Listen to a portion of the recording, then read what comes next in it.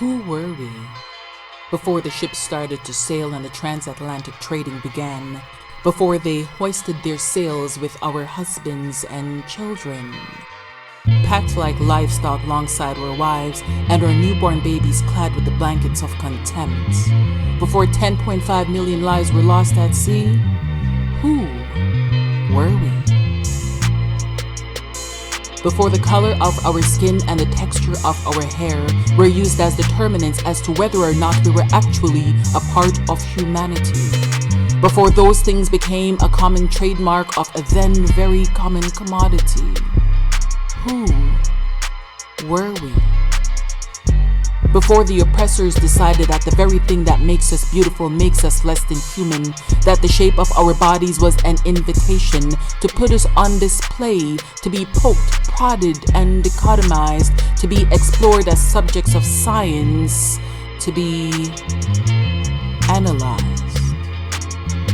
If you don't know what I'm talking about, read about the degradation of an 18th century woman from the South African Khoikhoi tribe who, because of their large buttocks, were considered less than human. Her name? Sarah Baartman, who the scientists said, and I quote, had the sexual primitivism and intellectual equality of an orangutan. She was kept in a cage and led around like a wild animal and exhibited as a freak show. But eventually the French and Englishmen wanted to know. Yes, they became curious about what was underneath the costume of the Hottentot Venus. So her owner went from having her performing tricks to turning some, prostituting her until her life and body were done. But even in death, she still had no rest, because they dissected her, removing her genitals and her brain, still robbing her of her pride and dignity again and again. They placed them in jars and put them on display for all to see. She was dead, and even then, they wouldn't let her be. The freak show continued in France's Musée de l'Homme, from her death in 1815 until 2002, when Nelson Mandela declared that this exhibition is done. He demanded her remains and gave her a proper burial at an undisclosed place, bringing an end to almost 200 years of her personal disgrace. Who were we? Before we stood on the auction blocks, decked with anklets, bracelets, and necklaces not made of silver or gold, standing there in shame until someone slammed a gavel and shouted, "Sold!" Before they took our drums, chants, and dance, which later became the advent of spirituals, blues, and jazz, before our names were changed and our individuality restructured to suit the buyers for their own predilection, before we became fugitives, and worldwide the trees with blood for blossoms bore that strange black fruit with the nappy stem. Who were we? Before we became visible minorities with mouths that had no voice and minds that were not privileged to receive formal learning, when our freedom was brought to a standstill, when human rights was not even a birthright and we were slaughtered at will. Before we became so stigmatized and subjugated by racial discrimination, before all life had to offer was abuse and oppression. Now, if you think that is all in the past, allow me to introduce you to our present, because we've been freed from chains only to be put in cuffs, fighting against a system that is blatantly unjust.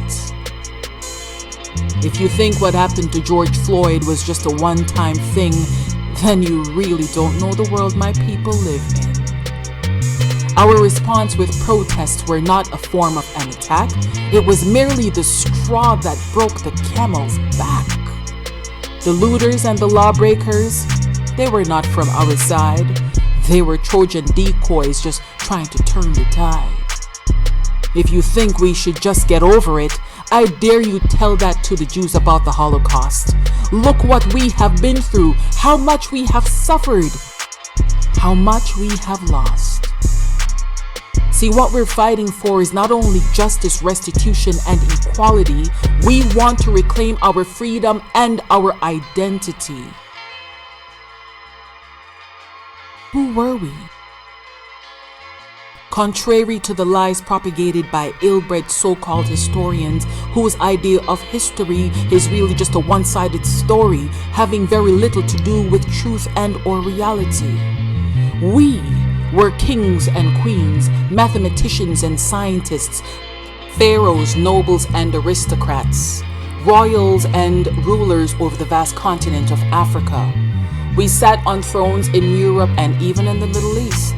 We were innovators and inventors, to say the least. This is our history, that we were architects and engineers before there was a thing called slavery, the masterminds behind the pyramids which until today remain a mystery. We are Africa, the cradle of civilization and humanity. We taught the Germans and other Europeans who came to us to learn math, physics, and science. Our sons and husbands were hunters, not the hunted. And our women, unashamed of their body's composition or complexion, did not starve themselves or bleach their skin. Who were we? Slavery is a part of our history, but it is neither the beginning nor the end. To understand who we are today, we must know who we were then. Because enlightenment leads to entitlement, and in the absence of knowledge there is no power. And that is why parts of our history have been erased and our identities misplaced. No, we will not forget what we have been put through. To our history and our identity we will remain true.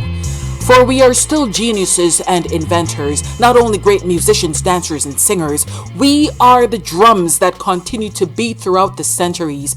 We are the dance, the chants, and the rhythm that uplift the soul. We are the flowers that strive to flourish, where the trees that bore the strange black fruits used to grow.